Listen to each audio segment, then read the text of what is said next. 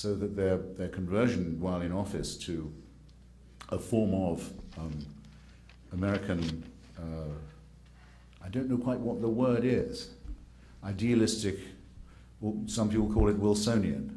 Jefferso-Wilsonian interventionism is a remarkable thing to have seen, and the fact that it is rather made up as it goes along and has come to its practitioners as a surprise and isn't exactly what they had in mind in the first place can be seen from the extreme incompetence with which the policy has been implemented.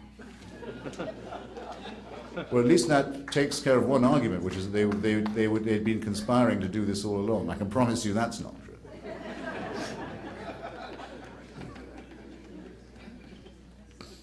Here's a question about, is the current war, is a clash of civilizations inevitable into the future between Islam and the West? Yes. Sure. Yeah.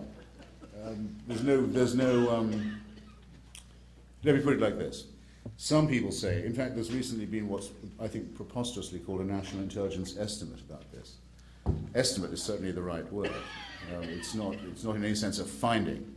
It's a piece of subjective impression mongering. But anyway, the finding or the whatever the word I'm looking for, the estimate is that a great number of Muslims are annoyed by our policy, and that thus, and violently so, and thus we are, to a certain extent, a word I also distrust, less safe. Quite how safety is measured in this, or by what means it's estimated, is quite beyond me. I mean, it seems to me, if one asks a question like, does going to war make one more safe? One asks a question that is flat out incoherent and will elicit, if asked, stupid answers, which is what we have been getting from our intelligence community in any case for the last 2 or 3 decades. However, let's say, all right, we should take care not to make enemies. Well, what care would we have to take? Let me give you the instance of Denmark. Small northern European democracy, multicultural, open-hearted, large immigrant population, no history of imperialism in the Middle East, spends most of its diplomatic efforts and money in the region on helping the Palestinians, has its embassies burned, its diplomatic immunity violated, in countries, by the way, in the capital cities of dictatorships that normally don't allow demonstrations of any kind. Danish embassies are put to the torch. Random Danes and other Scandinavians who might look Danish are hunted down in the streets and killed. Danish diplomats are violated. A conscious, very well-organized attempt, supported by several leading Arab governments, is made by sanctions and boycotts to destroy the quite vulnerable Danish economy, and so on. And what is the ground of grievance here? That the Prime Minister of Denmark will not break Danish law by intervening to stop the publication of cartoons in an evening paper in Copenhagen. Now, that's all it takes to make enemies, you understand. And it seems to me that people who say let's not make enemies under these conditions are being flat out masochistic. Sure, we can avoid their ire, just as long as we're willing to destroy everything that makes our society different from theirs. Well, I'm not ready to do that. I'd rather fight it out, if it takes all my life. Okay.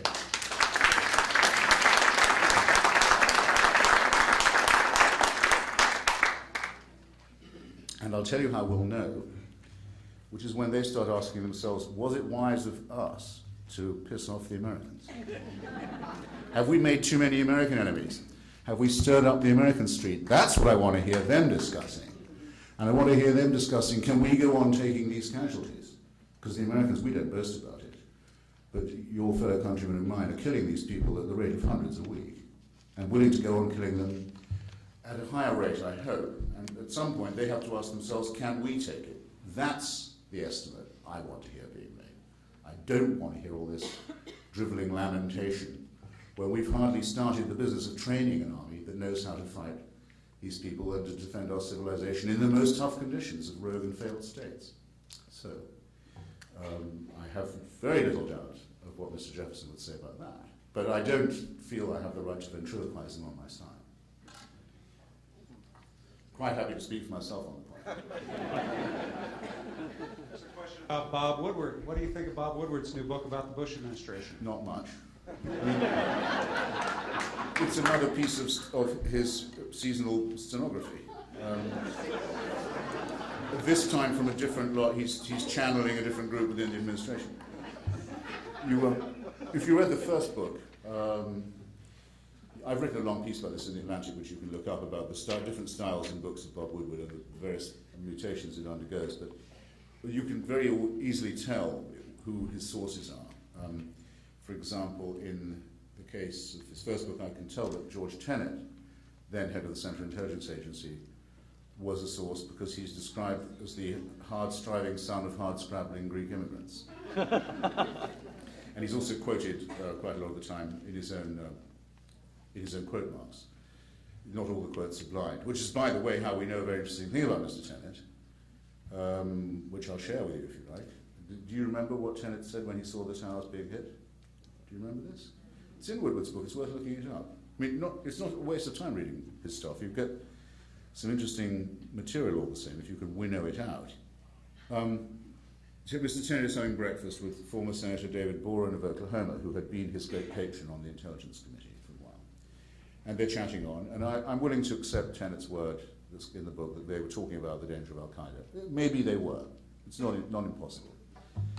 And then the men with the earpieces come piling into the room. They came running in. It's clear that Director of Central Intelligence is not late for his next meeting. Something has happened. And they turn on the television and they see it happen. And so we know exactly what the first words said by any American intelligence official were in the first few moments of the post-9/11 era.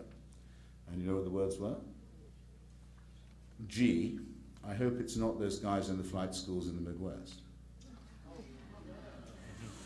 Not quite good enough, is it? I mean, I can think why he would hope it wasn't them, because he was the only one who knew they were there. But he didn't think it was important enough to share the information with the FBI or to do anything about it.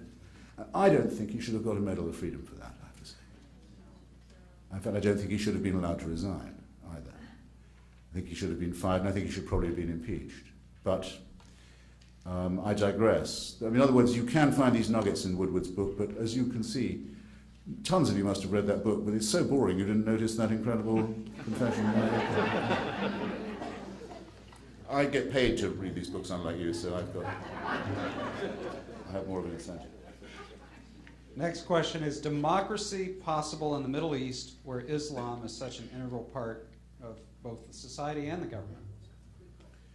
Well, I agree with Jefferson that there's something antithetical between religion and democracy in any case. And religion and enlightenment and the other things that you need for a democratic society, because I think that the principal thing is secularism, and it is a lot harder to convince Muslims, or can be a lot harder to convince Muslims of the importance of the secular for two reasons. One, they claim that their revelation, the revelation to their prophet, is the last and final and irreplaceable one.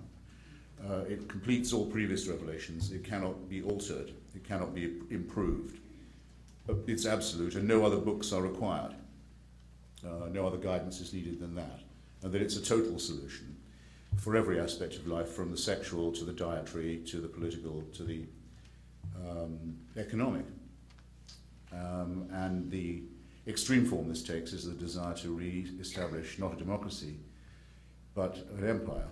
There are some fools on the left who talk about Osama bin Laden and others as if they were anti-imperialist. Of course, they are fighting to create, in fact, more properly, to recreate a lost empire, the caliphate that was ended in 1918, and to bring, in theory, everyone in the world under its rule and the rule of Sharia. And that's as good a description as you could come up with for a totalitarian scheme, a totalitarian fantasy. So no, while this idea is abroad, it's going to be extremely difficult to impose democracy, which is why the first and most important priority is the destruction, physical destruction and discredit of the jihad movement. That has to be beaten and eradicated before any progress can be even discussed.